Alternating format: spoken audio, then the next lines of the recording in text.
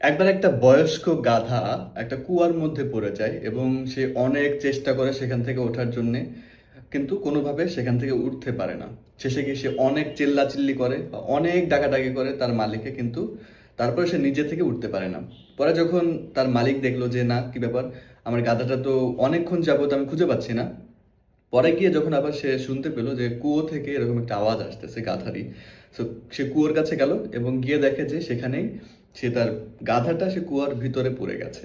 সে তখন নানানভাবে চেষ্টা করলো, দড়ি দিয়ে টান দেয়, তারপরে নানানভাবে ওখান থেকে মানুষ নিয়ে কুয়ার ভিতর থেকে তোলার চেষ্টা করে, কিন্তু কোনোভাবে সেই গাধাটা আর উঠতে পারলো না।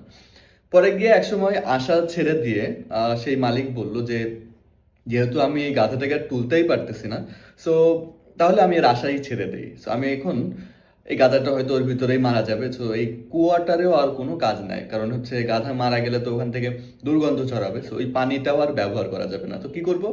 আমি কুয়াটাই বন্ধ করে দেই। সো সে কি করলো?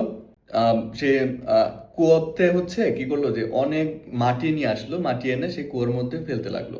সো এক এক ঝুড়ি করে নিচেতে ফেলে, আর হচ্ছে কুয়ো কিন্তু আস্তে আস্তে পানিটাও উপরের দিকে উঠে যায়, তার সাথে সাথে ওই গাধাটাও আস্তে আস্তে উপরের দিকে উঠতে থাকে।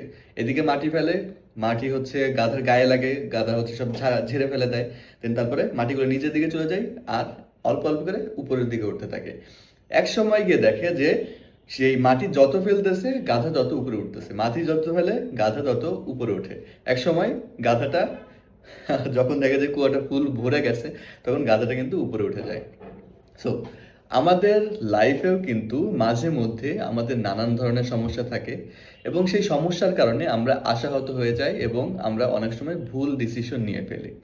কিন্তু একটু গাধার কথাটা একটু চিন্তা করুন। গাধা কিন্তু একসময় তার আশায় ছেড়ে দিয়েছিল যে সে আর বেঁচে থাকবে কিনা। পরে গিয়ে যখন এই ধরনের একটা প্রবলেম তার সামনে আসলো, সে কিন্তু অলরেডি মাটিতে কি বলে পানির ভিতরে কিন্তু সে ভিজতেছে, এবং সেখানে কিন্তু কি বলে হাপুস গুপুস বলেন আর যাই বলেন সেইটা করতেছে।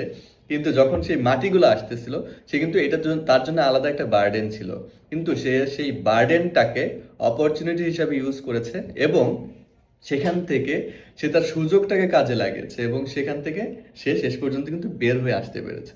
So, আমাদের লাইফেও মাঝে মধ্যে অনেক ধরনের সমস্যা তৈরি হয়, যার কারণে আমরা ভালো ডিসিশন নিতে পারি না এবং নানান ধরনের উল্টাপাল্টা ডিসিশন নিয়ে নেই, এবং একসময় নিজেদের জীবনের উপরে যে আশাটা সেটা ছেড়ে দেয়। কিন্তু একটুখানি যদি আমরা চিন্তা করি, আমাদের যে সকল সমস্যাগুলো আছে, সেই সমস্যাগুলোকে যদি আমরা কোনোভাবে সমাধানে, কোনোভাবে যদি সেটাকে আমরা একটা সমস্যার একটা সমাধান হিসাবে চিন্তা করি, তখন দেখবেন অনেক সমস্যাই আমাদের জন্য একটা বড় একটা ব্লেসিংস হয়ে যাবে।